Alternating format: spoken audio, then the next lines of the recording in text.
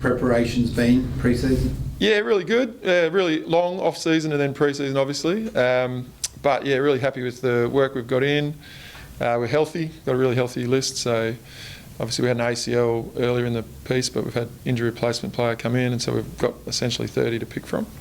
And yeah, our pre-season scratch match is probably not quite where we wanted them to be, but if I think about the body of work across the whole pre-season, yeah, really comfortable. How did him change much? You obviously got some new recruits. Yeah, look, there'll be some change. Yeah, selection happens after training today, and it's kind of my second least favourite day of the year, to be honest. But yeah, with that healthy list, yeah, we've got players that are ready to go. So yeah, there'll be some change from last year. How much do you read into pre-season form?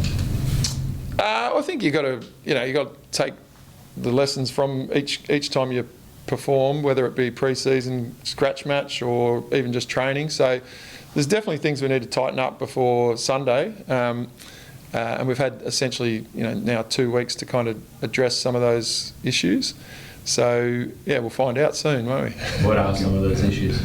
Oh, look, our pressure just wasn't quite at the level. It was in, ultimately both games, I think we ended up inside 50s ahead, scoring shots ahead, but didn't win either game. So you could argue that the efficiency piece is part of the equation, but probably not too concerned about that. I thought that was actually reasonable. But yeah, just our defence and our pressure probably wasn't where I want it to be, so where we want it to be. So yeah, so we've got work to do, which is okay. Because does this feel any different for you entering your last season, having made your decision? Yeah.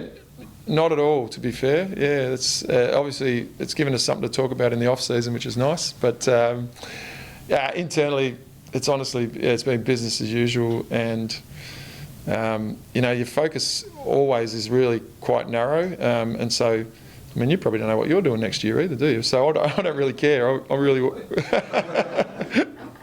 I'm really focused on what's happening now, and it honestly doesn't feel any different now. You said give us something to talk about. The suggestion is that it's been described as the last dance. Yeah, all that. Is that the case? No. Oh, look, it gets a run because that is a very good documentary, I must say. I'm of that era. But no, none of that. It wasn't really any. Yeah, I've explained kind of the why, and at the season launch, I tried to probably draw a line under it, but it does keep bobbling up a little bit. Is that good, bad, or indifferent? I guess any interest is great interest in AFLW. So if it's creating a bit of that, then so be it. Good. But are the girls steeling themselves to win for you? I certainly hope not. I certainly hope not. I think Noffy.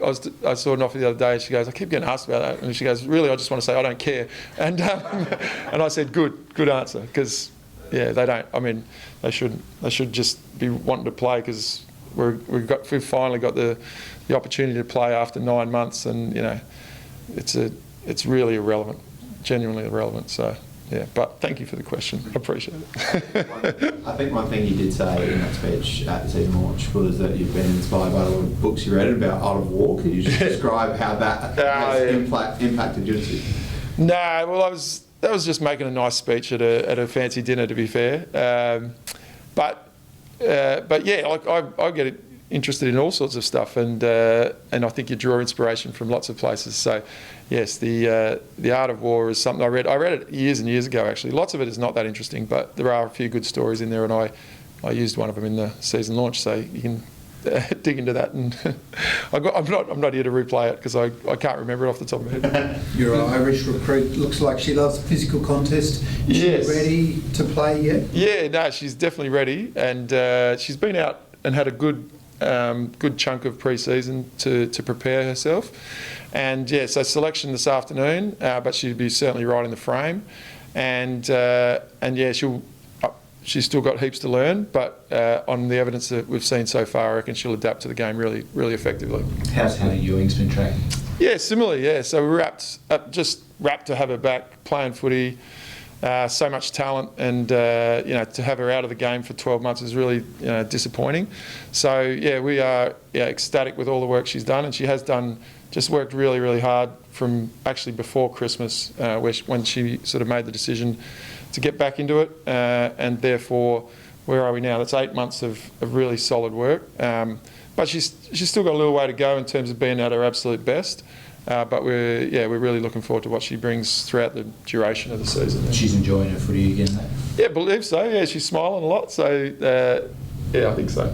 Hearing one analyst saying St Kilda's one of the sides under the pump this year, never having made the finals in its short history. Yeah. How do you see their lineup this year? No, I think what they've done over the last couple of years, actually, so not just this year, but they skewed a little bit more experienced. So they got some experienced talent into their building, and then that kind of gave them a stability and structure, and they've been really quite competitive. We've had really good games against them. Defensively, they're really well organised, and then this season they've added some youth and some high-end talent through draft and a little bit of trading. So the balance is probably about right for them now, I'd suggest. So it should be a really good game. Should be a cracking game, and I think what we'll see across the league is the standard generally just improving. And the draft last year was high end. There's some high end talent coming into the competition, so it should be an exciting season. Just following on from that, how different has this pre-season been to your first, 2019? Like in terms of workload and skill? Yeah. So 100%. Look, large, significant difference in the volume of work that we've been able to get into them. A little bit of that is because this shift towards professionalism.